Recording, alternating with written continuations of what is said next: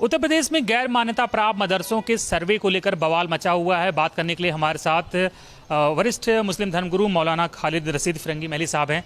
Sir, सरकार अगर मदरसों का सर्वे कराना चाहती है तो प्रॉब्लम कहाँ है? नहीं, प्रॉब्लम कुछ नहीं है। इसमें हम पहले दिन से कह रहे हैं कि किसी को भी पैनिक में मुब्तला होने की ज़रूरत नहीं है और इस सिलसिले में हुकूमत के ज़िम्मेदारों से बातचीत चल रही है, बातचीत हुई भी है।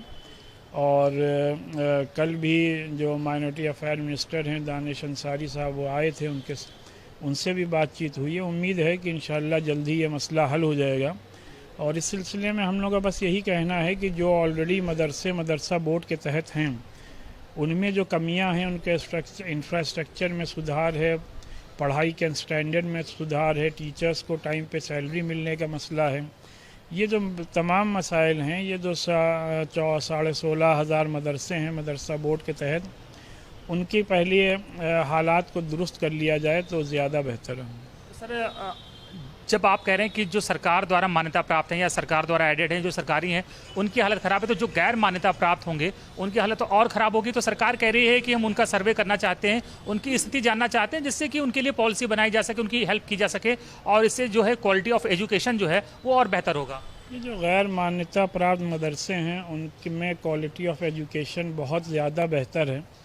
और हम लोग जो ये मदरसे चलाते हैं, ये अपने रिसोर्सेज से मुराद ये कि अवामी चंदे से चलाते हैं। आवाम चंदा देती है और उससे मदरसे चलते हैं।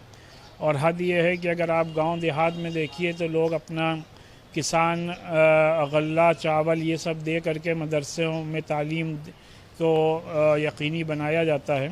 तो जो हुकूमत की पॉलिसी है कि ज़्यादा से ज़्यादा बच्चों को तालीम दी जाए, तो कहीं ना कहीं जो लिटरेसी रेट है वो पूरे मुल्क में ये मदरसे बढ़ाने में मदरसों की सबसे अहम खिदमत है।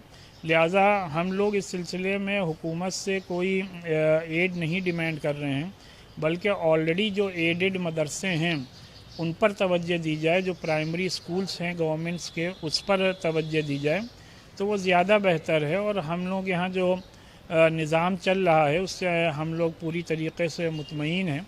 तो हुकूमत से यही बात कही गई है कि इस सिलसिले में जो भी बीच का रास्ता हो वो निकाल लिया जाए तो ज़्यादा बेहतर है। सर, आप कह रहे हैं कि चंदे से चल रहे हैं गांव के जो मदरसे हैं, जो सरकार से मान्यता प्राप्त नहीं है, लेकिन राष्ट्रीय बाल अधिकार आयोग के चेयरमैन हैं, उनका कहना है कि जो नॉन गवर्नमेंट मदरसे हैं या गैर मान्यता प्राप्त हैं, उनको 10,000 करोड़ रुपए की फंडिंग ऑलमोस्ट हो रही है पर ईयर, और उसमें से 50% का जो स्रोत है वो ज्ञात ही नहीं है कि कहाँ से आ रहा है। तो बहुत संभावना है सर कि ये जो पैसे आ रहे हैं, ये जो इसका स्रोत है वो हो सकता है कि ठीक स्रोत से ना आ रहे हों या फॉरेन से आ रहे हों।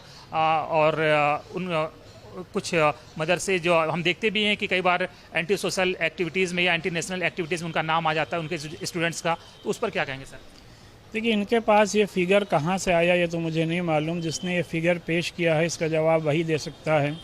और इतना बड़ा अमाउंट अगर हम लोगों के पास आ रहा होता तो हम लोग अपने पूरे दारुल उलूम के साथ यूनिवर्सिटीज़ खड़ी कर चुके होते। हमारे यहाँ मुसलमान जो हर साल रमज़ान में एक बड़ा अमाउंट ज़कात के फॉर्म में निकालते हैं, वो मेन सोर्स है इन मदरसों के चलने का। और ज़ाहिर बात है, जो ज़कात का अमाउंट निकालता है वो एक अपना मजहबी फरीज़ा समझ के निकालता है और उसको वो इन मदरसों में ज़रूरतमंद जो तलबा हैं उनके लिए देता है।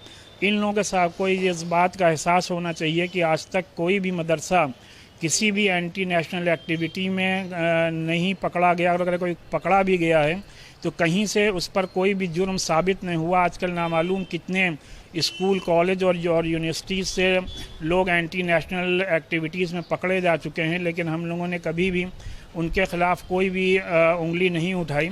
ये सिक्योरिटी एजेंसीज़ का मसला है।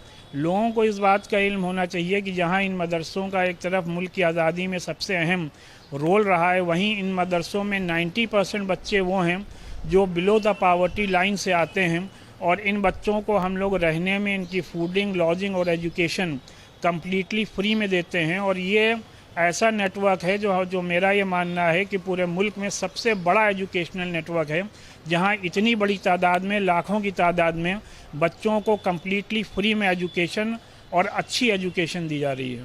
सर, लेकिन जो मदरसों के अगेंस्ट बोलते हैं या इनको आवाज़ उठाते हैं, उनका यही कहना है कि लाखों की संख्या में बच्चे पढ़ रहे हैं, लेकिन वहाँ पर दीनी तालीम ज़्यादा दी जाती है और दुनियावी तालीम पर फोकस नहीं होता, जिससे वो ज़िंदगी की रेस में दूसरे सरकारी स्कूलों के बच्चों से या कॉन्वेंट स्कूलों के बच्चों से बहुत पीछे छूट जाते हैं और देश में विकास में जो योगदान उनका होना चाहिए वो नहीं दे पाते हैं। और एक तरह से कहें कि बड़ी संख्या में जब इतनी बड़ी संख्या में बच्चों की जो फौज है जब एजुकेशन सही नहीं हासिल कर पाती है तो एक तरह से विकास में सहयोग देने की जगह वो बाधा बन जाती है। सर, ये बहुत बड़ा मिसकंसेप्शन और बहुत बड़ी अफवाह और बहुत बड़ा झूठ है। हकीकत ये है कि APJ अब्दुल कलाम साहब भी मदरसे से ही पढ़े हुए थे। मुल्क के सबसे बड़े साइंटिस्ट इब्न सीना, जिनको कि फादर ऑफ मेडिसिन कहा गया, वो भी मदरसे से पढ़े हुए थे। इसी तरीके से जाबिर इब्न हय्यान, जिनको कि फादर ऑफ केमिस्ट्री कहा गया, वो भी मदरसे से पढ़े हुए थे। आप ये हमें बताएं कि मदरसों से पढ़ के जो बच्चे निकलते हैं उनमें से 1% भी आप बच्चे हमारे सामने, मुल्क के सामने लाके नहीं खड़ा कर सकते हैं जो कि अनएम्प्लॉयड हों। सिर्फ मदरसे का जो एजुकेशनल सिस्टम है वो मुल्क में वाहिद सिस्टम है जहाँ की 100% एम्प्लॉयमेंट रेट और रेशियो और परसेंटेज है। स्कूल, कॉलेजेस और यूनिवर्सिटीज़ से पढ़कर निकले हुए बच्चों का एम्प्लॉयमेंट रेट और रेशियो क्या है वो आप लोग हमसे बेहतर जानते हैं। यूनिवर्सिटी से पढ़ के निकल रहे हैं, उनको नौकरियां नहीं मिल रही हैं, तो क्या ये माना जाए कि स्कूल के यूनिवर्सिटीज़ के सिलेबस को बदल के रख दिया जाए? मदरसों का जो बुनियादी मकसद है वो ये है कि हम उनको बेहतर से बेहतर दीनी तालीम दें और उसमें हम 100% कामयाब और मुतमईन हैं। और उसी के साथ साथ इन मदरसों में इंग्लिश और साइंस की बेसिक एजुकेशन दी जाती है जो कि मोर देन इनफ है। दूसरे मज़ाहिब में जो कुरुकुल चलते हैं या दूसरे मज़ाहिब के मानने वालों के जो रिलीजियस स्कूल्स और इंस्टीट्यूशन चलते हैं, वहाँ क्या पढ़ाया जाता है, वहाँ से निकल के बच्चे क्या कर रहे हैं, कभी इस पर सवाल क्यों नहीं उठाया जाता है? ये मुल्क के सामने सबसे बड़ा सवाल होना चाहिए। सर, विरोधी अक्सर ये भी पूछते हैं कि मदरसों से कितने इंजीनियर, डॉक्टर या IAS IPS निकले हैं, वो ये सवाल भी उठाते हैं। हमें बिल्कुल भी मदरसों से इंजीनियर, IAS और IPS ऑफिसर नहीं निकालने हैं। हम ये पूछें कि किस यूनिवर्सिटी से या किस मेडिकल यूनिवर्सिटी से या किस इंजीनियरिंग यूनिवर्सिटी से आपने कोई आलिम या कोई बड़ा पंडित या कोई बड़ा क्रिश्चियन का फादर निकाला है। जाहिर सी बात है उन इंस्टीट्यूशन का मतलब ये है कि मेडिकल कॉलेज से डॉक्टर निकले, इंजीनियरिंग कॉलेज से इंजीनियर निकले।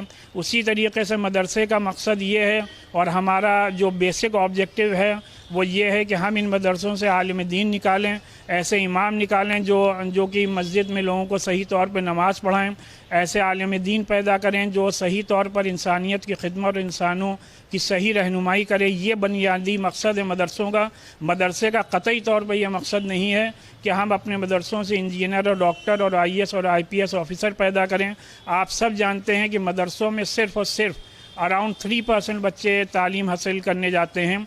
बाकी जो 97% बच्चे हैं, क्या उनकी नौकरी का इंतज़ाम हो गया है? इसका जवाब मिलना चाहिए। एक आखिरी सवाल, आपने कहा कि मदरसों में कोई एंटी सोशल या एंटी नेशनल एक्टिविटीज़ नहीं होती, लेकिन आपने भी देखा मदरसे में सरकार ने आरोपों में घिरे एक मदरसे पर असम में बुलडोजर चल गया। सर, देखिए उसके पीछे क्या हकीकत है और क्या वजूहात हैं वो आपके मीडिया के ज़िम्मेदारों को हमसे ज़्यादा बेहतर मालूम है।